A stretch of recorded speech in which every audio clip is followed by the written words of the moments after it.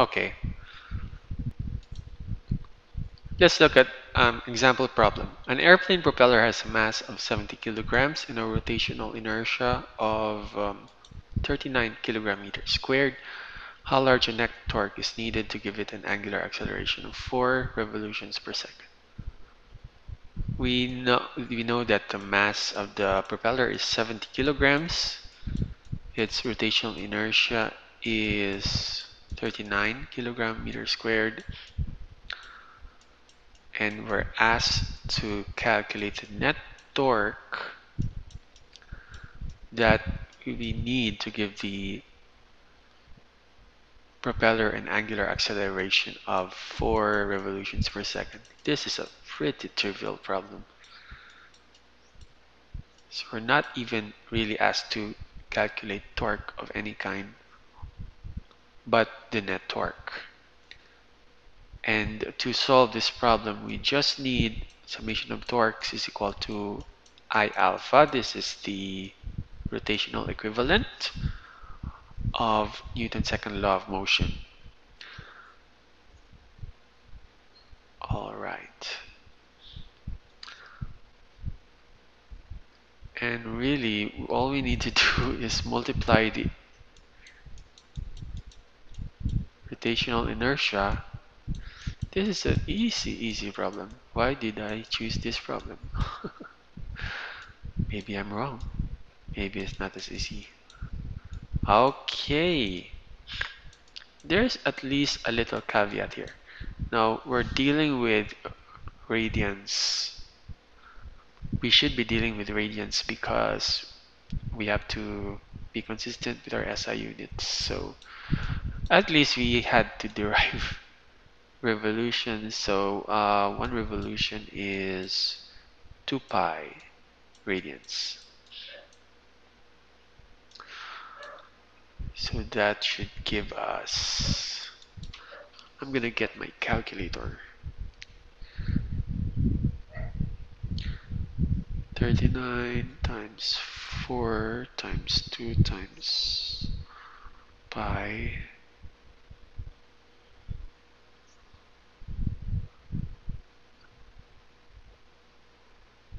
actually gave us the correct answer of 990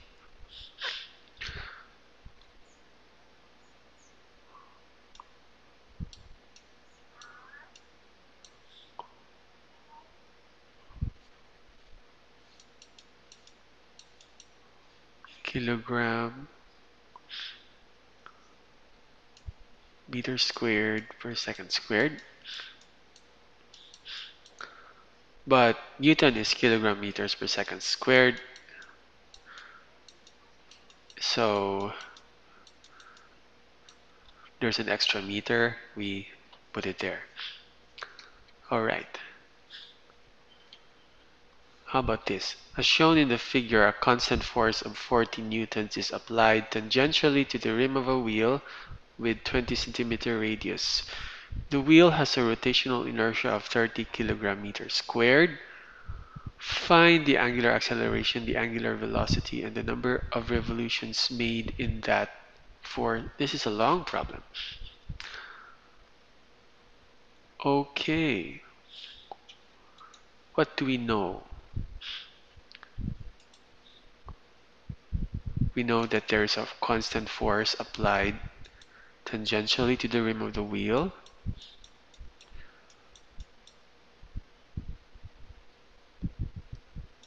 And we also know that the wheel has a radius of 20 cm. And actually, that radius can be our moment arm. I hope you see that. Because it is perpendicular. It is the distance from the axis of rotation to the force, and it is perpendicular to the line of force. So it conveniently allows us to solve for the torque actually. It's just the moment arm times the force. Okay, that's so convenient. The wheel has a rotational inertia of 30 kilogram meters squared. And find the angular acceleration, alpha. Well, we do know that the sum of all torques should give us the I alpha. And there's no way that this thing is in equilibrium because it does have an angular acceleration. And the sum of all torques here, there's only one torque, and that is the torque produced by this force, 40 newtons. So we can just substitute this one torque that we obtained, which is equal to R perpendicular and F. And then to get alpha, we just put the I on the other side. And torque is equal to R perpendicular times F over I. R perpendicular is 0.2 meters or 20 centimeters converted to meters. Our force is 40 newtons. Our I is 30 kilogram meters squared. That should give us 40 times 0.2 divided by 30. 0.27 radians per, which is correct. Yay! Radians per second squared. Is it obvious? Karan pa ko gasol. Letter B, the angular velocity after 4 seconds from rest. So if we draw an omega versus time graph, starts off from rest and the angular velocity is constant, and we don't know what this is. V final, we don't know what that is. We do know that this base here is time, and that is equal to 4 seconds.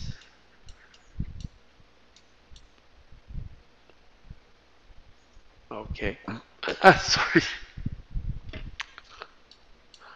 How can I? Di na ako to i-edit para na yung bloopers. Omega F is equal to omega initial plus acceleration versus time.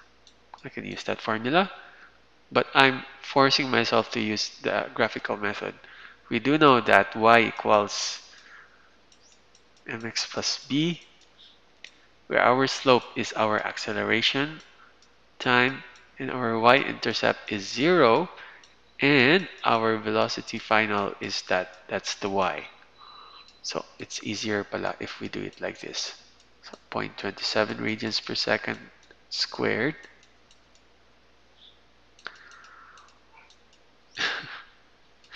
I just burped on YouTube. Time is 4 seconds. So our final velocity is 0.27 times 4. I'm glad that's correct. 1.068 or 1.1 radians per second.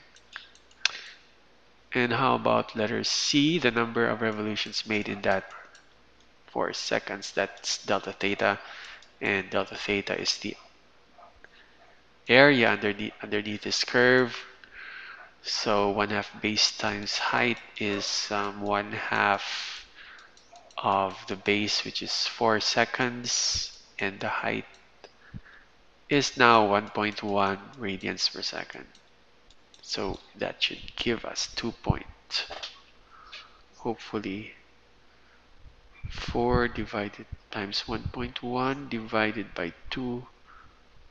I'm actually getting 2.2. Why is that a little bit different? Why is that not 2.14? Okay. So what if we do the kinematic equation? Number of revolutions delta theta is equal to omega initial times time plus 1/2 acceleration times time squared.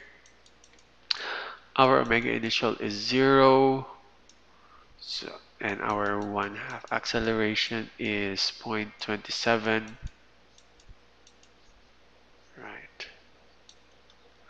Ah, I have an idea why this is 2.2 and not 2.14. I rounded off 1.1. This was supposed to be 1.0689. I'm pretty sure I'll get 2.14 if I substitute this exact value here in this area.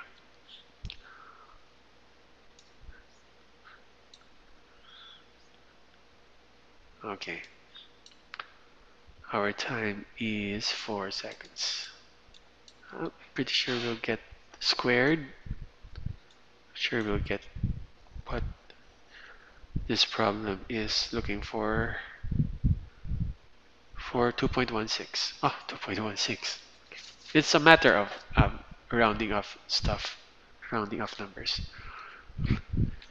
This is your turn. Okay? So solve this problem.